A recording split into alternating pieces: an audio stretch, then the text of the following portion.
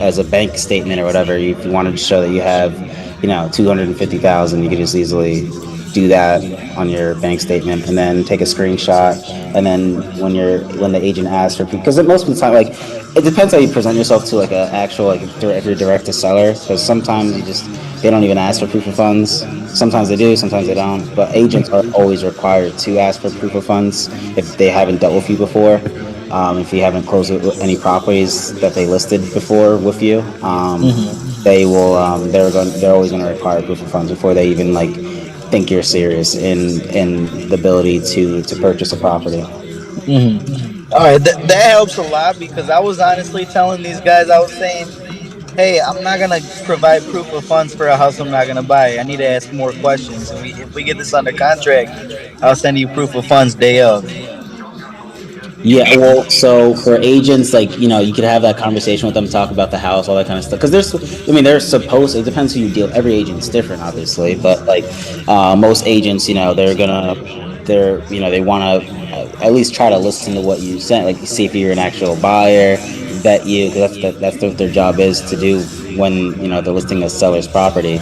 Then you talk to them about the house. They give you the whole story on why the seller wants to get rid of it, why there's some motivation that the seller has, and then it goes to like, all right, so you talk, let's say you verbally talk about the offer, and then let's say a few seconds later, the agent's like, all right, well, I appreciate the offer and all that kind of stuff. Like, we have let's say the agents most of the times are like, oh, like, we want to wait until over the weekend, to see what other offers come in. But you could you're more than welcome to email me your offer. So then you'll get the agent's email, then email your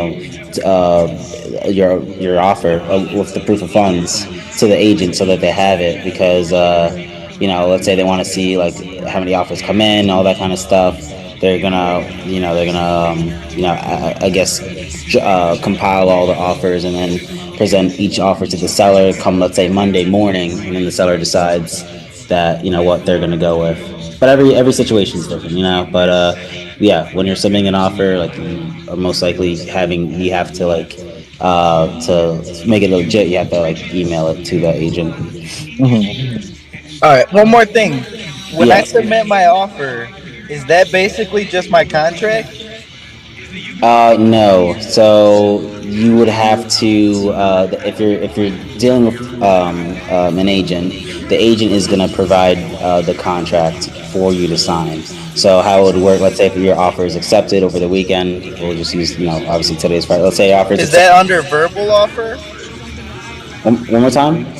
Is that when I like give a verbal offer, then that goes on, or is it a written offer? It would have to be a written offer via, like that. Like I said, I was mentioning an email. So it would be, let's say I've submitted an email to the agent for them to possibly accept the offer on Friday today, and let's say agent calls me back or texts me, hey, look, seller accepted your offer. I'll write you the agreement now to sign. Then they present you for Florida, it's called like the FAR, the Florida, as is residential agreement of sale, blah blah blah. So they'll send that to me with, it's all, pretty much written out, and I have to sign on my side, on the seller's, or sorry, on the buyer's side, my initials, all that kind of stuff. Like, it's like, I don't know, like, I think 11 or 12 pages long for the Florida real estate contract. And then once I sign it, then it gets sent to the seller, and the seller has to sign it for it to be fully executed. But the agent is always going to be, whenever there's an agent involved with listing the property, guys, it's always going to be, you're using their contract. You're not sending any contract over to the seller. The only thing that you're sending over to anybody would be, let's say, a buyer. Let's say if it's a property on MLS, agent sends you the contract to sign. You sign your side. Seller signs their side. Now, let's say if you're trying to wholesale the property, then you would have to have a contract between you and the end buyer. So you market the property, you find somebody, let's say on Sunday, that wants to pay cash for the home, pay like 5,000-10,000 more than what you have it under contract with the seller for. Then you would have to send that potential end buyer an assignment agreement. And then once they sign that assignment agreement between you and them, the buyer, obviously. Then you would forward that over to the title company that the agents. So because the agent's always going to send the contract over to the title company that you either told them to write, or they chose to put on there as a title company to close for the property.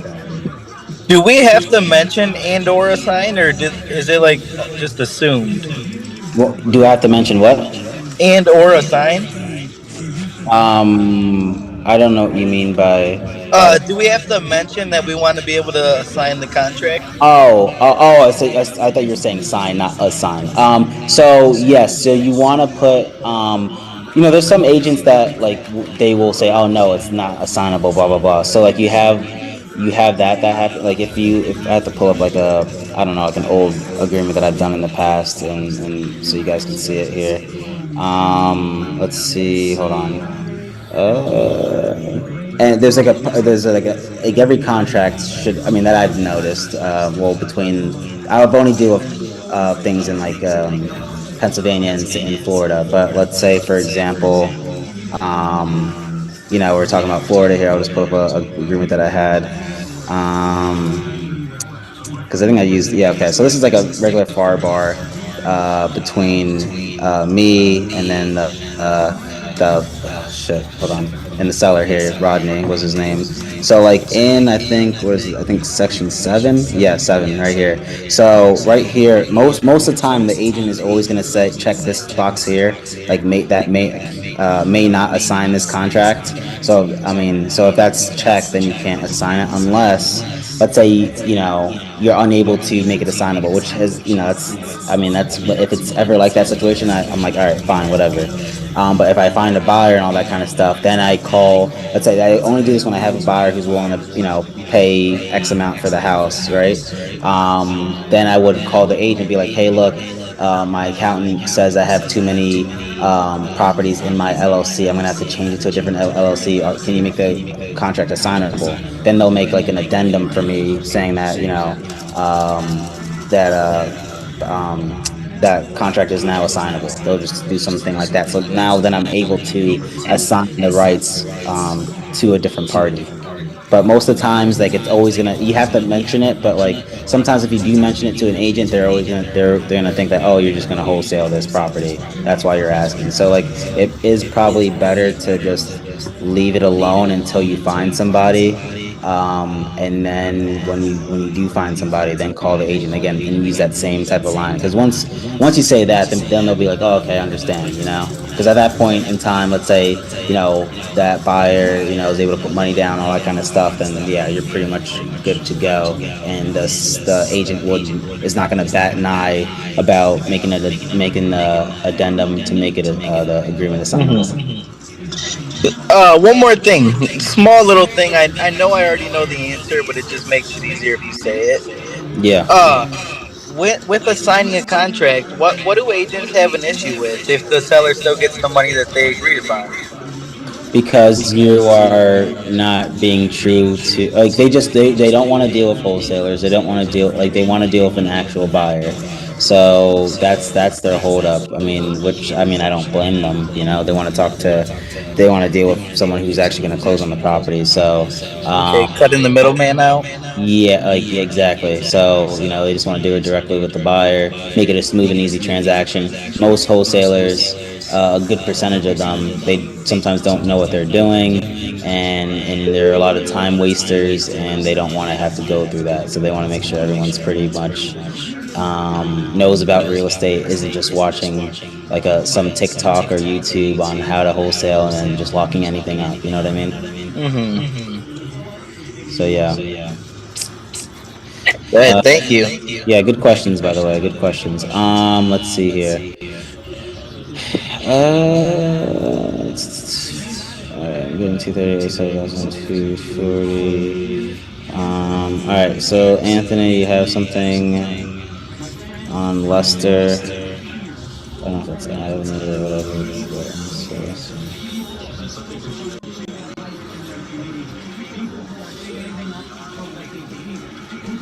What's so 19 East Lester Road? Yes. Okay, Apopka, Florida.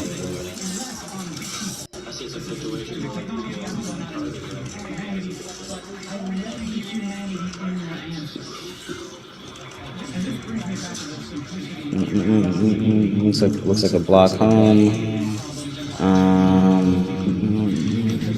3 bedroom, 1 bath, 124 square feet. Okay. Very small. Yeah. So it's always, I mean, it doesn't matter. So, it's always a good starter home for somebody. So those pictures are about 11 years old. If you see them on Zillow, they're 11 years old. Okay. The house has been rented for like the last 8 years, Okay. and they have a house. They're 73-year-old newlyweds, and this lady inherited the house from. She was a nurse, and she took care of the guy who died like in 2012 or 13, and he gave her the house for taking care of her, or taking care of him. Sorry. Yeah, yeah.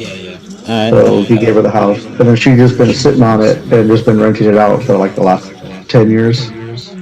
All right. And that's usually what happens. Like when, not saying the whole inherited the house type of thing. I'm just saying like, pretty much a tired landlord situation. Usually it's like around the 10-year mark. People will just, if you're not like,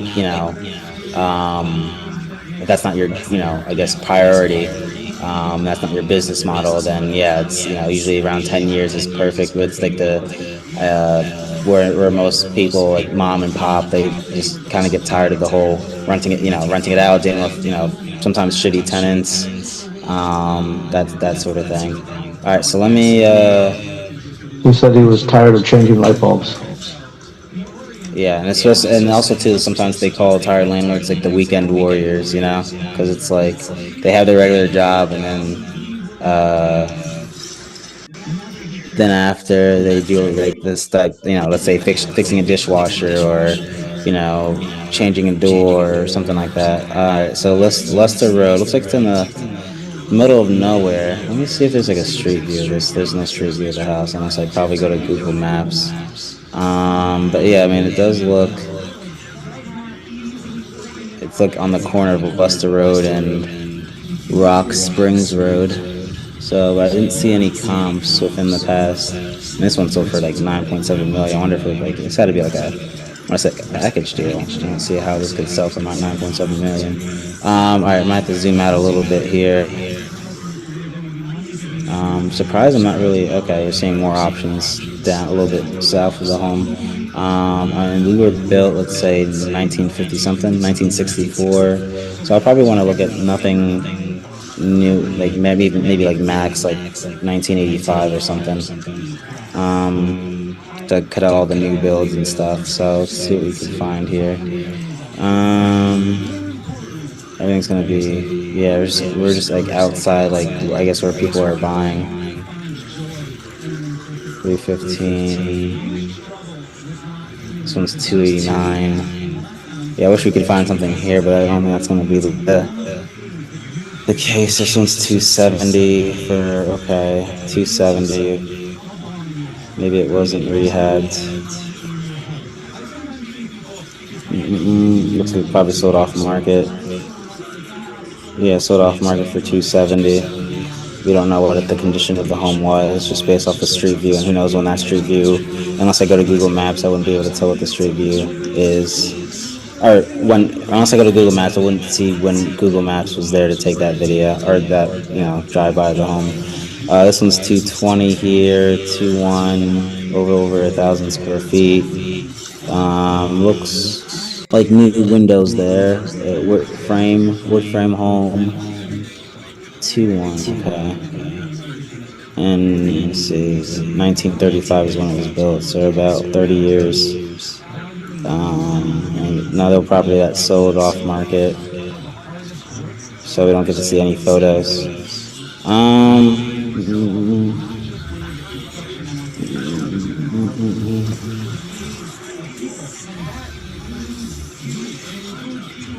Not many.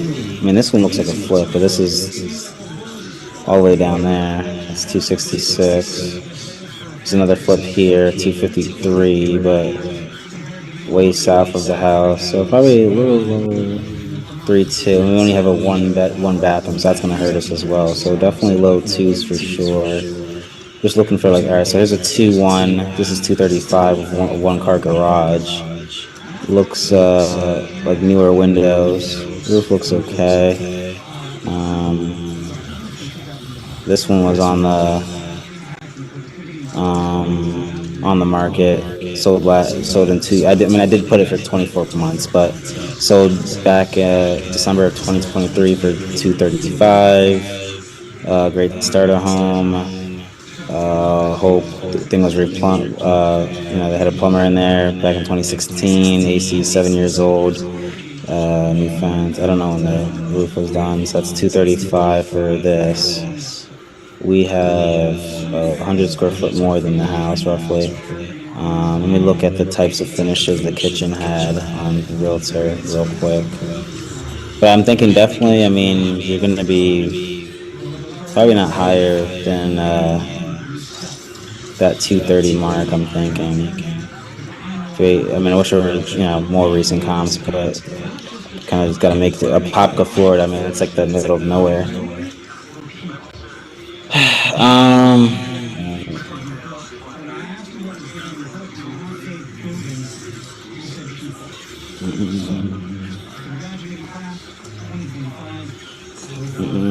Sean, you said something about Google Earth. Yeah, I guess I never use Google Earth to look. I just look if I want to look at the street view. I just always use Google Maps because I think Google Earth would have the date that it,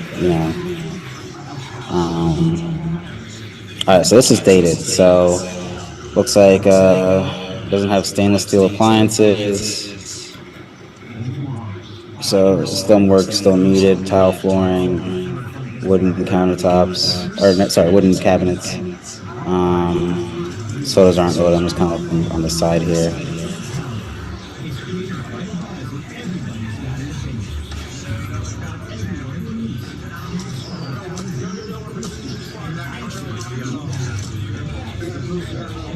Yeah, whatever. But you guys get the gist. But if you want to see additional photos, you just put the same. If it was ever on MLS, just go to Realtor.com. You can see the additional photos because I thought it was going to be a little bit nicer inside, but no, you could tell that the home needs. It's livable. It's in livable condition, yes, but it definitely could use some repairs. We do have another bedroom, so that could help with the value of the home. But I think you said they wanted 240. Yeah, 240 is pretty high. If those, that's pretty much right where the ARV probably is going to be for the home. Now, if we do, it could. How much is that tenant paying? He didn't give me a rental estimate at all. Okay. Oh, here's a flip right here. Nice and clean. Didn't see that one. Okay, so that's fairly close. So right on Leicester Road, so this could be a good one right here for 230, 2.1, 720 square feet. So just by that, they did the windows. They have the nice white. I don't know, so you kind of see what. Obviously, they had one bedroom more than us. Or sorry, one bedroom less than us. But we could see here, hopefully, that what they bought it for to kind of get an idea. But I'm thinking, probably maybe maybe 120 something. Oh, okay, so 140. So 140 is what they bought it for off market. You can see that there, and then they listed it for 179. A few months after that, again, this is back in 2023. I had to go 2 years back to see some types of comps, but this would be definitely a flipper that someone would contact, and it's a block home. We're a block home as well, but you can see this. So that's probably where you have to be at. Offer maybe a little bit more, and it's not as distressed. It's not that really that. Yeah, it's just basic stuff. So on that type of size home, fixing everything, you're looking at like 45, I would say, to redo everything. Yeah, he said that everything on the inside needed to be remodeled. The pictures from the 2014, they look at all nice, it's white, but I mean, it's since 2014. That's 10 years ago. I mean, look at that little white gas stove. I mean, that would, I'm sure it's been used and abused in the last 10 years. Um, Mm-hmm. so he was saying, yeah, the bathroom needs to be remodeled, the kitchen, the floors, paint. He says it's like a full rehab on the inside. Um, Yeah. so I was estimating like maybe 40, 45. I had the ARV around 230. Um, so Yeah. I don't know if that's somewhere close. I mean, just I, by I based on. I would agree based off this comp here. And I wish I didn't spend that much time looking at the other comps, but I didn't see this one until now. But this is pretty much identical, 3 years older than our house. We have one bedroom more, like 200 square foot, almost 200, yeah, 200 square foot more than the house as well. And similar, like we're on like a quarter acre, they're on 0.33 acres. So yeah, 230, maybe 235, but 230 for sure would be after a good after repair value for the home. If you do like a 25% return, so let's say we do 230, 25% return. We're at 172. Let's say this thing is like 40. We're at 132.5. I mean, like I said, they bought it for 140. You could probably still lock it up at that price of 140, and then maybe make a few bucks over that. But if you're at 130 for sure, 135, it's definitely doable. Now, if you were to go like let's say the rent, like the 1% rule regarding rent, you could definitely be able to offer a little bit more. I'm hoping. I mean, I don't know the rental market over there, so unless I click on like let's say rent to see what's renting, can't probably not that many options for our type of home until I look. Let's see. I'll just remove all the filters and kind of just see what's. I guess probably should put square footage at least. You do like I was talking under 1250. to flip investors. One of them's a husband and wife team. They work out of Orlando, and they buy at 30.70. So they Yeah. like to do block homes. They say block homes move faster in Orlando and Apopka. They just did like two in December and January, and so they were saying like if you can get it for 30, it bodes well for us. Um, and that was I didn't get this property until yesterday, but I talked to him on Tuesday about houses in Orlando and Apopka because they like stay within like an hour of Orlando. Um, and they're Yeah. looking for like two more, and so I came up with 106,000 on this one because the 230 times 0.70, minus the 45, and the assignment came out to 106. But I can also ask them if they do the 0.75 if it's worth their while. But that's what they just gave me is like they're trying to buy anything Yeah. more than 30. What's obviously 8% is better, so they're looking for like those types of home run deals. You could definitely still move it at a 0.25%. If the deal is good enough, they will have no problem paying what the fee is for the home, all in, with the closing costs included, all that kind of stuff. But yeah, I mean, you could try for that 106, 110. I mean, yeah, but I think I could easily see it still moving for a little over 130, because it doesn't really need too much. It's not like it's like a whole, down to the studs type of home. You could save save a few thousand on the window because you don't have to go crazy. Doing like you could keep the windows the same. You could obviously get rid of the cabinets and do some granite. Flooring, yeah, if you want to get a higher ARV, yeah, you got a high ARV, you got to update the flooring, stainless steel appliances. But I think, if you're anywhere like, from 110, yeah, start at 110, see what you could do. I mean, she's owned it for like almost a decade now, so it definitely has. She's going to be getting some money. I would say probably if you were to do the deal. I don't know if she paid for this. Hold on. She paid 92 for it back then. So I mean, I Well, mean, she didn't pay for it. The guy gave it to her. okay. Yeah, I she was taking care of an elderly guy who moved in, who bought it. the quick claim deed then. Yeah, he gave it to her for taking care of him when he died because he didn't have any family or anybody left. So he just said, "I want you to have it." Yeah, it's nice of him to do. Yeah, inherited homes sometimes are good opportunities because sometimes you know people. In this case, she held on to it for a little bit, but sometimes people don't have the desire to keep up with the maintenance and all that kind of stuff, renting it out, all that kind of stuff. So, um, yeah, so you can see right here, kind of like the quick claim deed situation. When you see that dollar amount there, sometimes it should say quick claim deed on here, but I mean, I could see that it's obviously, that was the transfer amount. All right, but anyway, yeah, so yeah, I guess start out there and see what you could do. I think you could probably go as high as 120 and still move it comfortably at like 140.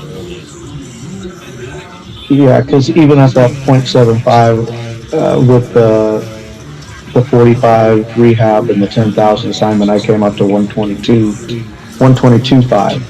Mhm. So, I mean, that's not too far off, but as we know, the lower the better, right? Yeah, of course. Yeah. All right, Because I know well, 240, because I know he was talking 240. I was like, I'm like, asked him, how did you come up with that? And he's like, well, just from what we've been seeing properties selling. And I didn't go into the whole lineage of like, well, those are, homes on the market that were fixed up.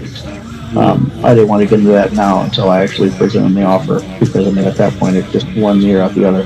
yeah, exactly. So that's you played that well, and I like that. I used to say that question all the time. It's like, what I sometimes I'll be like, oh, I'm not seeing that number or whatever. How'd you come across it? Like, was it like a home that you saw that sold for that? Like, I've kind of like asked that question, see what they say. So you ask that well, and then they, like you said, in one ear out the other. So like I worried about that objection later on. Again, when you're presenting your offer, because your offer is in this case is going to be lower, so you got to justify it. And then for definitely with older people, they don't really look online. They just kind of just like, oh, this is what it's going to go for, blah blah blah. But I mean, if they were to sell on market right now, like they're not going to get 240 for it. Be a little bit less. They probably get maybe, I don't know, like closer to two for the home. For someone who's actually going to live in it, as a starter home for let's say husband and wife or whatever the situation is. But yeah, for an investor, definitely. So, and that was the other thing because I said, why wouldn't you just list it? He's like, I don't want to list it. We're making money monthly right now on it, and that he doesn't want to have any more money going to realtor's pocket. And that if he's making money and then he has to sell it, the tenant not going to be in there, so he's not making any money, and he just has to pay even more for nobody even being in there and putting it on the market. So he just wants a fast cash deal to get out of it. They live in Ocala, so it's a kind of a drive for them. It is a drive. And yeah, he just says they're finally wanting to be done and rid of it. So I said, I see what I can do, but I'll call you back tomorrow with some information and we'll go from there. I didn't even get into a seller finance or anything like that. I just wanted to see where his head was. Yeah. Okay. Well, that's you want to avoid the commissions, all that kind of stuff. For renting wise, I mean, even if you were to do the seller finance, I mean, there's something right here, 2-1, right down the road on Welsh Road. It's a little bit south of the home. It's up on the market for $15.75. Looks a little bit nicer, but it's only a 2-1. Looks like it's a. Hold on, I have to see if it's like a wood frame or not. It looks like a block home, but that's for $15.75. So, obviously we would have to do some work to the house and stuff like that. But I still, I mean, if you're able to rent it out, then you probably would have to be in that same price where you would flip it at. But yeah, no, I mean, just see what you could do. It's definitely a decent lead. Just gotta talk to them and make them understand, why you are, and I like doing the numbers with them, and that helps a lot and goes a long way. And if they're obviously, if they're open to looking on the computer where you could see, easily, I would definitely show them that comp that sold for 230. Like that's a prime example of like, hey, look, this is how much that got, and this was done from top to bottom, and they only sold for two. What house was that one? I have to pull it up. Hold on. It was like a 2-1. It was like a white.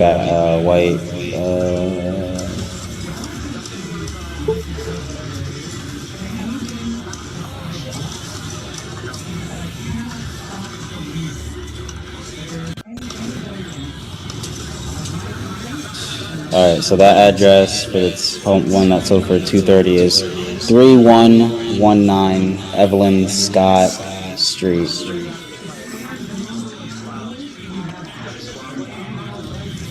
And that sold for 230, I think, like almost 2 years ago. There's really no other comps that were relatively newer, but yeah, basically, December of 2023 is when it sold.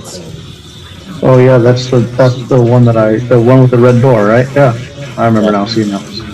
And that's the one I used that one, but I used others, and I went one that were like 3-1 or 3-2, and even those were like one had sold for like 210, 215. So I was like, well, let me just take it out and do an average of it and see what it comes out to. So I figured it had to hit a sweet spot there, but yeah, I mean 200 square feet less as well. So that tells you something.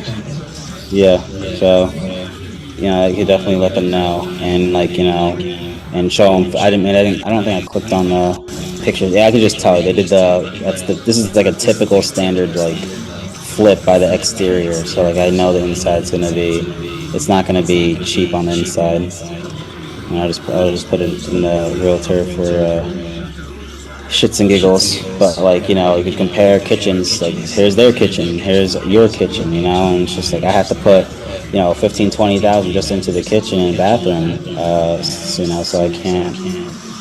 It doesn't. There's 22 photos on Realtor.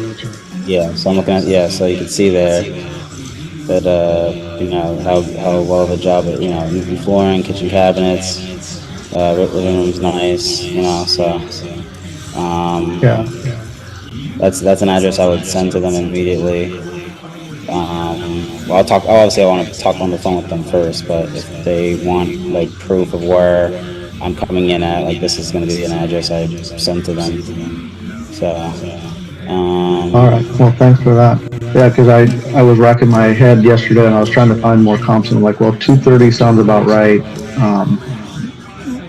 It could be, because I mean it was sold 2 years ago at 230, so I mean yeah, you could maybe get a little bit more, but with the cost of now construction going up and all this stuff, they're probably going to hit around the same point. Mm-hmm. Even though it was sold 2 years ago, you'd think it would have more value, but then when things go up, it just takes you right back on the same point.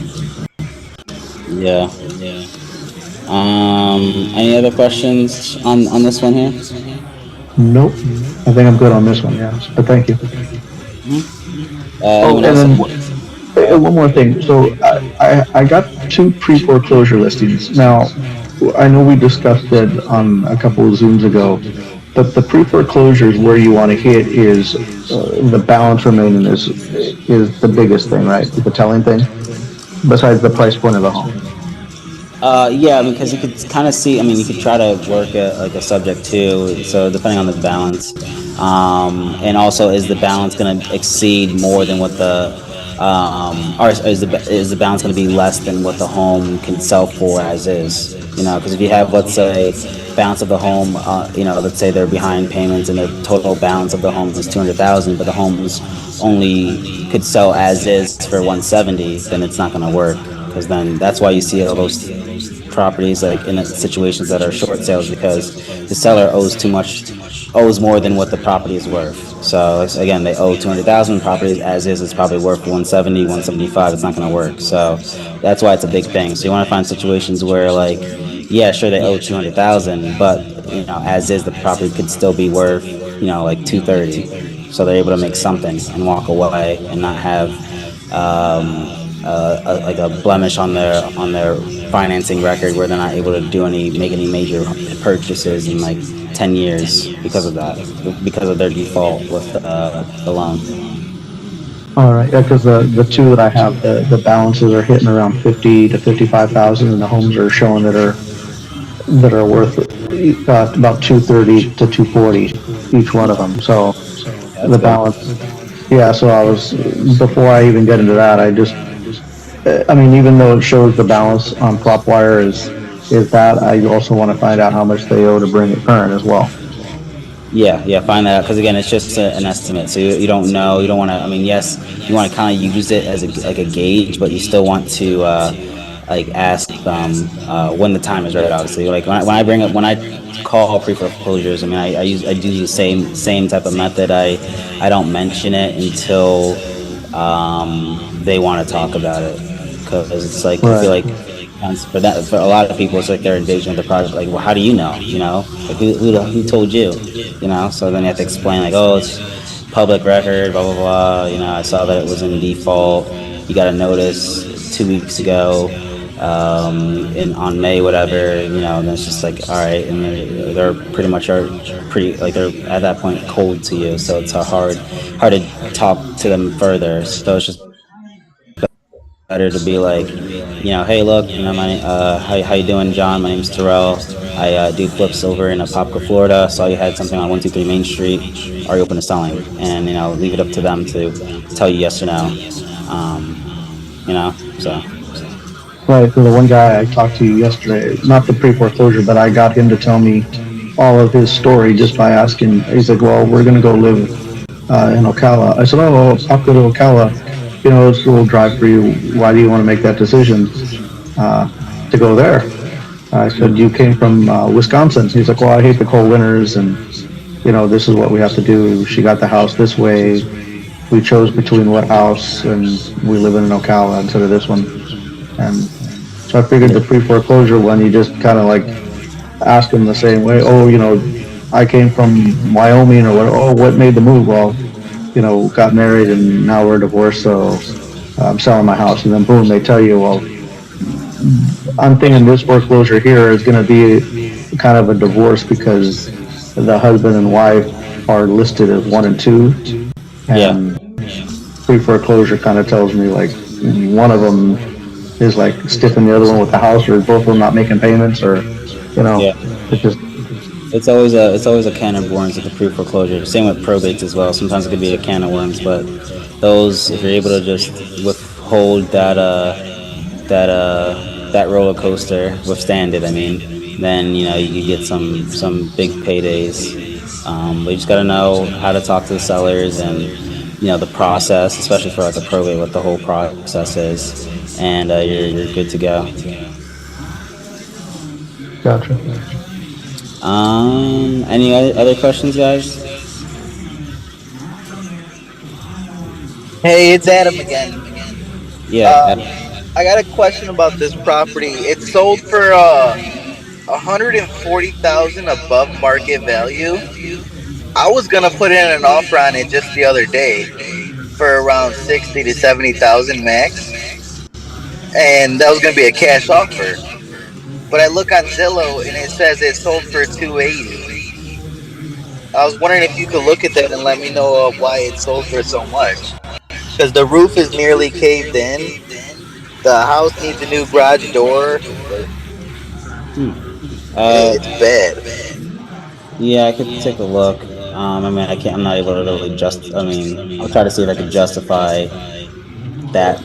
Yeah, I'm just a little curious, because I wanted to throw an offer until I seen it got sold at the beginning of the year. What's the address? 408 Garfield Ave in Lincoln Park, Michigan. The zip is 48146. Okay. Uh, I just don't understand how it possibly gotten that much. Is that hedge funds that do that, or sometimes, yeah. Hmm. I'm about to click on it now. yeah? Roof is nearly caved in. Garage door needs a new garage door. I have no clue whatsoever how the inside is. I'm assuming it's beautiful, but it's a very small house, small property. Yeah, it's like 888 square feet. Small lot size as well. A little over 3,800 square feet for the lot size. Let me just put this into. Like what mortgage companies wouldn't even allow it at that price. In my area, that type of price will get you a 5 bedroom house and fucking massive house. Like Yeah, I mean, it probably wouldn't have gotten financing or anything like that. It would have to be a cash sale. So either that or like hard, at cash or like hard money. yeah, that's also what I was thinking. Was would a hard money lender the full amount go to that, or does it like they pay that price to the house and then the remainder goes to fixing it, or does it all go to the house? It depends what you and the hard money or even private money people agree to. Sometimes it's like a, I don't know it just depends. Sometimes it's like, yeah, they'll help you out with the whole, like, maybe all, you got to bring like at least like 10-15% down towards like the purchase price of the house, but then they'll fund the whole thing, like the rehab and the property, it's, purchase of the property itself. But it's Yeah, did you just see that right here? The roof has a tarp over it, and it's had a tarp over it for like going on 3 months. okay. So I can see here it says owner for back in January 20th, United States Secretary of Housing and Urban. So like it's a mailing address is in Washington D.C. So I mean they probably have like a lot of, yeah, they have 946 properties owned. This being one of them. I want to Um, get in contact with these guys, see what they are doing. Like, I'll bring them it's houses every day. I get leads like crazy. Yeah. So I mean I would just disregard it. I wouldn't really pay much attention to it, honestly. Right. But yeah, that's who owns it. Yeah, I almost wrote that house off, or I am writing that house off. Like, I can't even mess with it. The offer I was gonna give doesn't even compare. Yeah, I mean that's probably what your offer was probably what most true investors would have wanted to pay for the home. But yeah, this whole, I mean, like I said, this I mean I don't know if they're working on the house now. I don't know what the whole purpose of overpaying. I mean I don't see the former list price. I just see off market. It's sold public record, so like it wasn't Yeah, listed. it was off market the whole time. That's why I went to go. I was gonna go make my own offer, Yeah. and then out of nowhere I see that, and I was like, it blew my mind to see that that's even possible of a price Mm-hmm. for the condition it was in. You know. We're gonna divorce. It says right here, seller reverse mortgage company from, I guess it has like a name here, Schneiderman and something. I don't know. But yeah, sorry, just on to the next one. All right. Thank you for that. Yep. Any other questions, guys?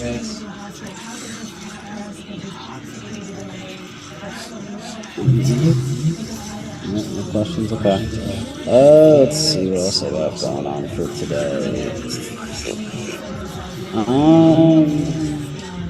Just well, yeah, I gotta contact your guy, Anthony. So like, I tried reaching out to. I called another person, like an agent who thought like they would have a buyer who would be interested in just buying it to live in there, but it's like an hour away from where his buyer would want to be living, I guess is what he texted me this morning, and basically not to consider him his buyer, like a true buyer at this point. But if anything changes, let him know. I called John, who put it on Investor Lift.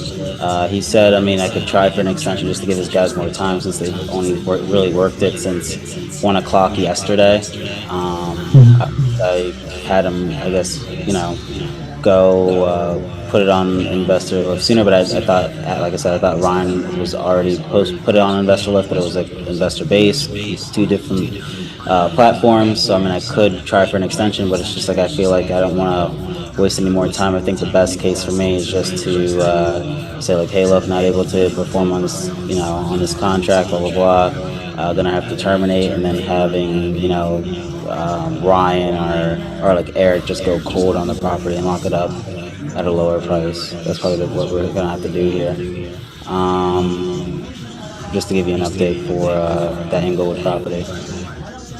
All right. When do you want to do the call? Probably like maybe in a half, like 12:30, I would say. All right. Yeah. Well, just text me. Let me know. Okay. Let's see here. For me, after I do that, I mean, just working on your leads. Just always, my guys, just want to make sure your pipeline is full. Just try to get as many leads as you can. Hopefully, they're good leads, and they're not, sellers aren't wasting your time. But as long as you could like spot the motivation, there's something that you could do. There's always something you could do. Sometimes wholesale does not work for everybody. Listing is another option. Owner finance is another option. So, you always want to present those different avenues to try to help a seller out with, closing on the house. So, let's keep that in mind. What else? Hey, with terminating a contract, is that just like an email, or is there more to it? So you would have to, it's always nice to send a text too, just so it's that if you, but you could just, it's an agreement, like a termination agreement. I think there's one there should be one in the Discord, but it's just. Yeah, I seen it in there. I was just curious though. Yeah, you would have to, let's say if you're direct to seller, you just know there's no agent involved, and yeah, you would have to send a termination agreement to that seller stating that you're terminating a contract. If there is an agent involved, then you would have to, send a text or call the agent and be like, hey, look, I have to terminate, and then they have to send you the termination agreement for you to sign. Yeah, the last one I had to do that. I actually called before I sent it, because then it's just you kind of catch them off guard when they get that email and they're like, what termination for what? And then I want it to be a respectable transaction instead of just a dirty one kind of thing. So I called them and explained the situation, and they were like, oh, okay, shit happens, and we appreciate it, and we'll go ahead and sign it. Do we have to have a good reason why we're terminating? I just came up on my end. I just told them that my accountant said that I didn't have enough funds to pull, and I had to sell 2 houses, and I couldn't close in time. So to hit your closing, I won't be able to fund the property. Then I thought a house would close earlier. Yeah, so you always want to have some type of thing, or sometimes before it's hard to, because I don't like terminating either unless I like really have to. In this situation with this Inglewood deal, like I have to, because I want to try to like whatever offers I get, I want to try to present that. I want to try to at least get an offer. So like when I have a conversation with the seller, like, hey, look, we could still perform on our on closing on whatever date we agreed upon prior, but I would have to be at this price based off this and this. Like maybe the renegotiate it. Try to renegotiate first always if you have another offer. If you don't have an offer, then yeah, it's probably best just to cut ties and maybe having like another party, like a friend or whatever, call. And to try to go cold on the property when talking to the seller and having them mark it at a lower price. But you don't want to waste any more time. If you like, let's say, you Adam, like, you had to terminate the agreement with the seller. Like, you don't want to say like, hey, look, we just have to be at, let's say you had it at 200,000 and you don't have any interest. No one submitted an offer to you. No one called you or texted you when you sent that text blast out for the property. then like it's probably not best to call the agent to call the seller, be like, hey, look, you're not able to close that for 200,000, but we could do 170, and then let's say they say yes, then you don't even have anybody at that point. You know what I mean? So it's just Right. So now you're just stringing them along again. yeah, so you don't want to do that. So you just want to try to be ethical and respectful of everyone's time. And because again, sometimes sellers, they do things like they like if they're living in the property, they're getting moving boxes, they're doing all that kind of thing. So you don't want to do that, because that's just, that's what, sometimes some wholesalers do that. Like they'll cancel last minute, and the seller made arrangements for like moving, or say there's tenants in there, like that type of thing. So it's just like, you want to make sure that you cancel in a reasonable time. You should know, I always tell people, you should know you have like a deal on your hands within like day 3 or 4 of marketing it. If you haven't had any interest, then it's probably not a deal, and you have to, the price is too high. Or like, I guess, sometimes in some cases your buyers are, just, you don't have enough buyers. With our problem, it sucks because like Inglewood is not where our buyers buy at. So it's like we have to do like that. We had to do like a whole new like marketing in that area by like cold calling cash buyers over that in that area, and still no solid responses from anybody. And that's just probably because maybe the price is too high. I don't know. Stuff has been sitting down there in that area for a while, so that's another caveat. So if you're thinking about flipping the home, like I saw one property, I think they're on the market for like 172 days I last checked. So that's a lot of days, you know what I mean? So it's like what is that, 5 months roughly on the market, so that's eating up your holding costs. So it's like you don't want to do that. So that's always a thing that some buyers look at, what, like, if I flip this, how long am I going to spend on the market? Because I want to be like in and out in less than 45 days. If they're seeing comps that like are still sitting for over 100 plus days, that kind of scares them. They're not going to want to. They don't want to do that. That's not what they're in the business for. They want to make sure they're in and out. That's what they want to do, in and out. Yeah, so, because I mean, even if it's at a good price, them getting at a good price doesn't mean that they can't sell it, and especially 5 months. Now you're paying holding costs, taxes, title, insurance, and you're paying, lights to stay on if you got to show it, or anything like that. Now you're just paying. Okay, it starts eating at your profits. Right, and so in our case, we haven't had anybody even come back and say, okay, it was too high, or you're outrageous. Most people would say something, but the fact that people are not even attempting to give us feedback is more telling. Like, it's sitting too long, and most of these investors who are buying there probably already have houses on the lot, not even opening to buy right now because they have so much selling. So, yeah. Unless it's like a home run of a deal, then like where they could they could withstand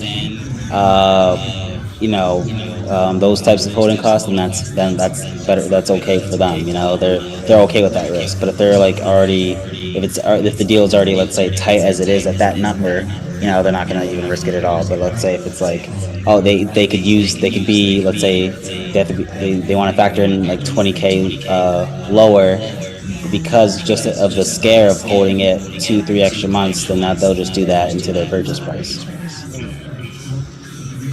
Yeah, thank you guys for that. That's real helpful.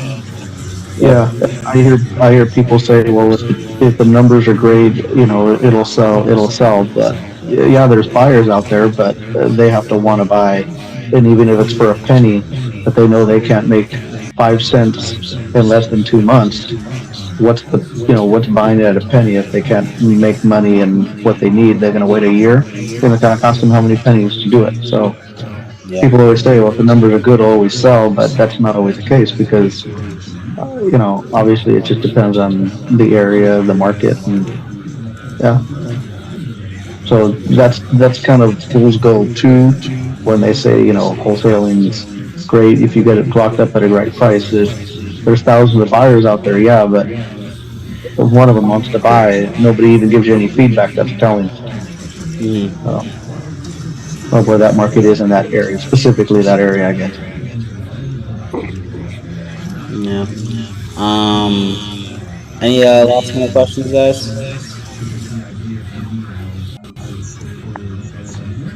No. Eric, I see you're in here. Are you? I don't know if you're at your computer or not. Probably not. I think he has his Zoom at. I think he might have his Zoom at 12:30. I'm not 100% sure. Yeah, the mastermind at 11. Oh, okay. Yeah, 12. Yeah. So yeah, 11 your time, I guess. After Yep. our. Oh yeah. All right. So I will. And I'll see if I could. Hold on. Let's see if I could just. I would either leave meeting. Okay, yeah, so I could leave the meeting and then assign it to Eric. All right, so yeah, so I will. I'll catch you guys. I hope you guys have a good rest of your weekend, good rest of your Friday. My magazine will be on Monday. Right now, I'm just gonna. I'll leave the meeting and then assign it over to Eric, and then I guess you could take over for the mastermind thing for today. All right. Have a good weekend, bro. Have a good one. Yeah, thank you guys. Appreciate it. Have a good one. You too, guys.